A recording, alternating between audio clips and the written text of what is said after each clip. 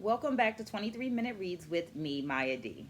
This is kind of like my virtual book club because in these 5 minute or so videos, I share with you my takeaways from my current reading.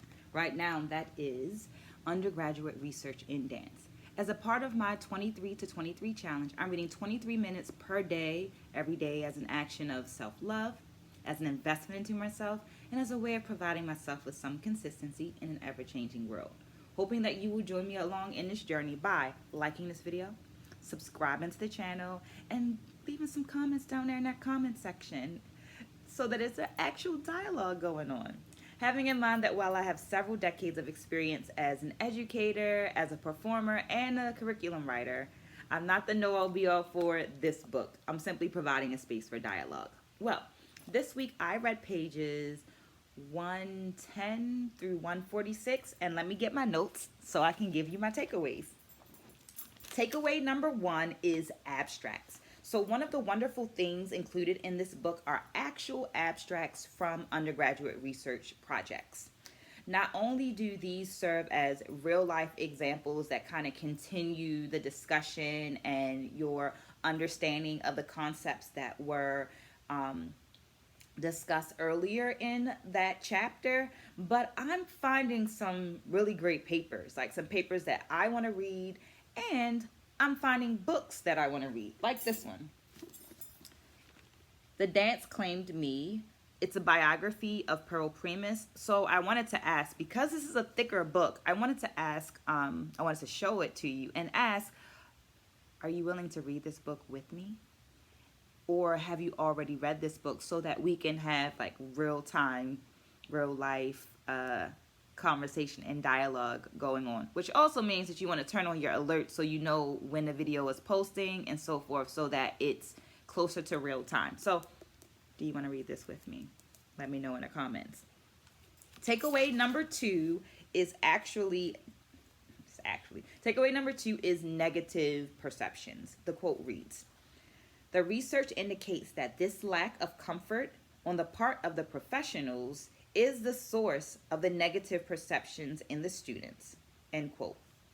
So this quote is taken from an actual abstract and questioned the lack of the lack of the presence of American dance styles in the Utah ballroom dance competitions.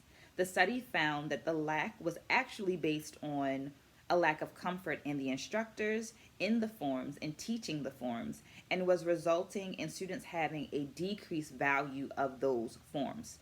So I was immediately taken back to a book that we read earlier in our 21-minute reads, and reminded of remarks from Dr. Glendola Mills. I'm getting excited. Remarks from Dr. Glendola Mills, who talked about writers or critics who fail to understand polyrhythmic music, not being able to see the technique in dance forms that are done to polyrhythmic music. So they wouldn't be able to write and talk about it from a knowledgeable place because they didn't have that understanding of the music. When I read that, I began to question if that lack of knowledge of those writers, critics, and so forth had informed the lack of value that is sometimes placed on West African dance forms in the present, right? So as I'm reading this abstract by Emily Darby that highlights how the lack of knowledge can negatively affect the wealth of the knowledge that our students receive, I'm thinking about Dr. Glendola Mills' remarks, and I'm also thinking about how sometimes there is an imbalance value placed on American dance forms in American higher ed. So I'm thinking about jazz and I'm thinking about hip hop. How much value do we place on them in our American dance forms?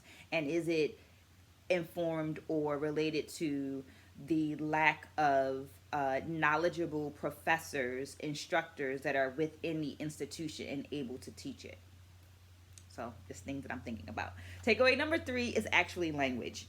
In previous videos, I've mentioned my desire to use language as a tool of access that works towards inclusivity. Also, in previous books that we've read, academic writing has come up as something that sometimes perpetuates exclusivity, the opposite of inclusivity.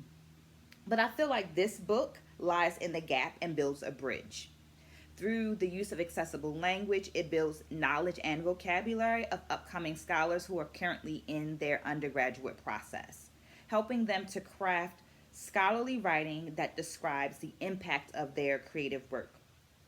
Speaking of impact, I would love our group to grow to 500 people by the end of the year. So please make sure that you are liking, subscribing, and sharing. Thank you for staying to the end. Spread a good word, stay blessed, and I'll see you again soon.